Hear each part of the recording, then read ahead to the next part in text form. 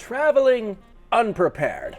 It's usually how I like to travel when I go to new cities because honestly I'm just too lazy to plan anything, and I like to just throw myself into this new city and figure out what that city has to offer in its rawest form. I find it's the most fun way to get around, and then I get the whole experience. I don't like doing tour guides and that kind of thing. I like to go and see the streets and see the people. This approach does work, but only really for bigger cities. It's a huge problem which I faced on my trip, and that's what I'm going to try to explain in today's video. Carrying on from Kaohsiung, where I was last week, by the way, you can see that video if you click on the top corner of your screen.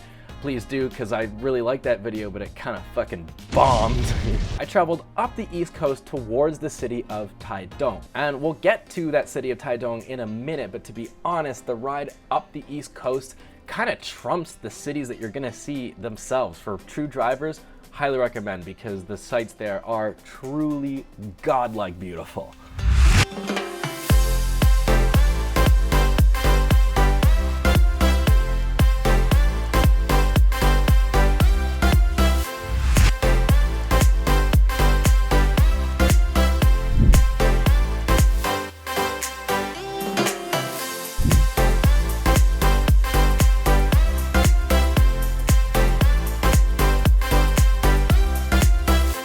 Okay, welcome everybody back to another video. I have just arrived here in Taitung, and I checked into my hotel a few hours ago. I just had a nap because I felt like I got hit by a fucking truck after going out with Wes last night at the pub. It was tons of fun. This hotel here only cost me 850 NT, or 27 American dollars, which is a lot cheaper. There's a reason it's cheap, and that's because it's complete dog shit. It's a super old hotel, and I feel like you could film a horror movie.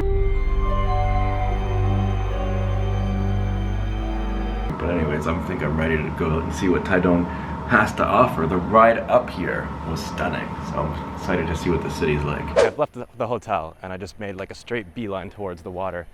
Kind of excited. I kind of wanted to figure out like what has Taitung done with the shore that they have, like a really long shore. Like, is there going to be like bars or cafes or restaurants somewhere you can have a beer and seafood? None of it. There's 0% of that here. There's just a couple of people fishing and looking for crabs, which is fine. It's more like natural that way. But don't come here thinking it's going to be like party central. They've definitely kept it au natural. However, I did see some like lights things over here. It's probably a temple, but I'm going to go see what all of that in the distance is all about if my camera decides to focus. I'm telling you guys, got this Mark III, this G7X Mark III from Canon. Look at this horse shit focus. It won't focus on a goddamn thing. There we go. That's where I'm going. Okay, so this is horribly disappointing Taitung. I look like I'm gonna tell a scary story. I followed these lights to see, like, hoping for some form of life, specifically something to fucking eat, because I'm horribly hungry. And all it is it's a bridge. I'm on a bridge, and the bridge goes to, are you ready for this? Nothing.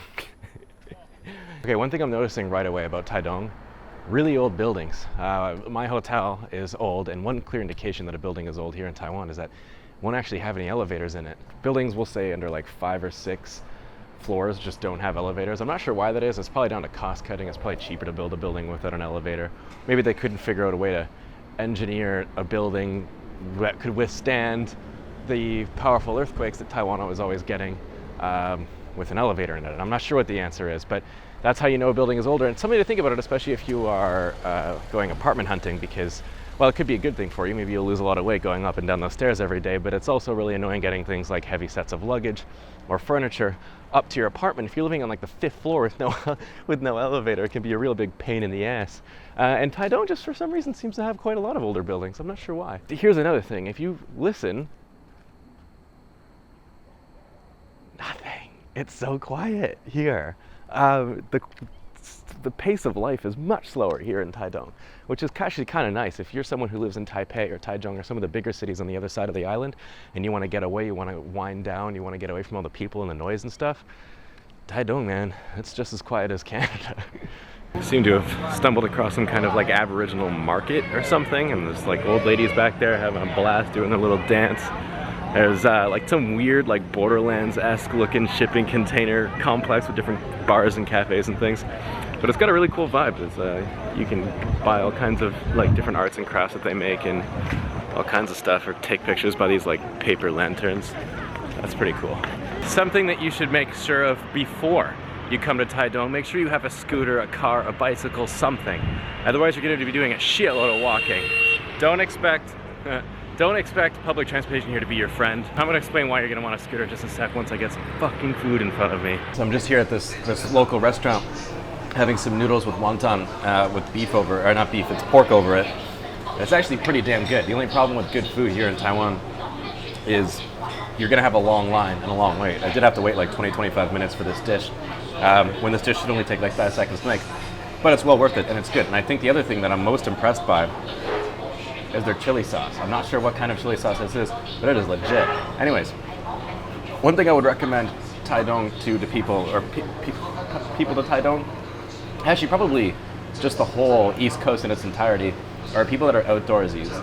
You know, do you like running? Do you like bicycling? Do you like hiking?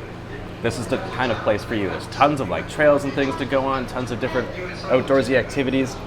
And it's got clean air. The air is really crisp and it's really nice and it's actually refreshing because Taichung, where I live, has notoriously piss poor air. But over on this side of the island, it's actually really nice. Anyways, I'm gonna enjoy these delish noodles. I would strongly recommend coming here. I have no idea if this place is like supposed to be famous, but this is what was recommended. Obviously the locals like it because it was jam-packed when I first got in here. It's still actually kind of busy, but yeah, I'm pretty happy with the food. The one advantage that Taitung has is it's actually not even the cities that are on the East Coast. It's the riding or the driving that you do on the East Coast of Taiwan is going to be some of the most amazing views, some of the most amazing drives ever. It's nice twisties. You got the ocean on one side, you got the mountain on the other, and like that's it. That's the best. That's the best. It just looks so nice. If you're someone who's into driving, it's great. And Taitung is just a nice little sleepy town to stop in for the night and then like keep going up on your travels. I'm just gonna shut myself up and interrupt for a second because the thing is, I didn't really do a great job up this video. See, when I filmed it originally, the idea was to show you what you could do in Taitung in a night. The problem is I didn't plan it. That was the point I was trying to make in the beginning of the video. And as I edited it, I realized this video should probably be about why you might want to plan your trip when you're going abroad or going to a new city. And Taitung is just one of those places you have to plan out because from what I understand, Taitung has an incredible Aborigines culture there and people to go and see. And I do know a few of them, they just didn't so happen to be there at the time I filmed it, and so I wasn't able to go and experience that. But I want to go back and see all that stuff. I should have filmed the nature. I should have shown you all those things, but I didn't. And maybe that's because I'm a shitty traveler, or maybe I'm a shitty YouTuber. Maybe I'm both, I don't know. But Taitung deserves more. So I will go back and I will go and try and make it a proper video about the place. And you know, if you don't want to wait for that video, I would recommend a film I watched recently called The Warriors of the Rainbow about the Sadiq tribe. I'm not really sure how to pronounce that.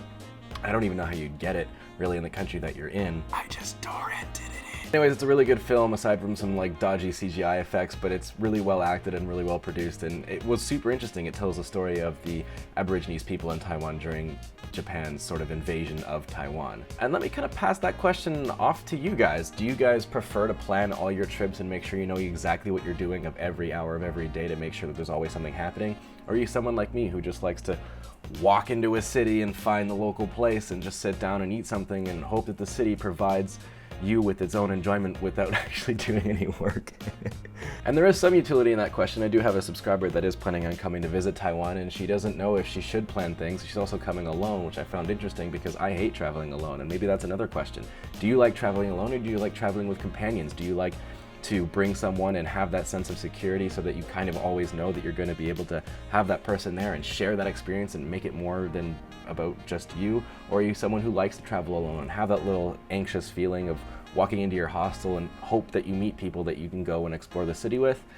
Let me know. I'm interested because I'm just someone who just likes to go, you know, preferably with friends and just see what a city has to offer. Taitung just simply doesn't work like that. Anyways, I hope you enjoyed this video. I am trying to step up my game a little bit here. And I do have Patreon if you want to see some extra content. The link for that will be in the description below. I also have Instagram at Prozzie_SR if you want to catch up on my day-to-day life. And other than that, stay positive. Keep your stick on the ice. Catch you guys in the next one. And let me know if you want to see more of these city tours. God, I'm so shit. Wanna know what else I notice about editing these videos is that I edit the shit out of the first, like, I don't know, 3/4 or 2/3 of the video, and then I give up halfway through. And the problem, I think the culprit is one, yeah, I'm lazy, and two is this fucker right here. God damn you, Steam.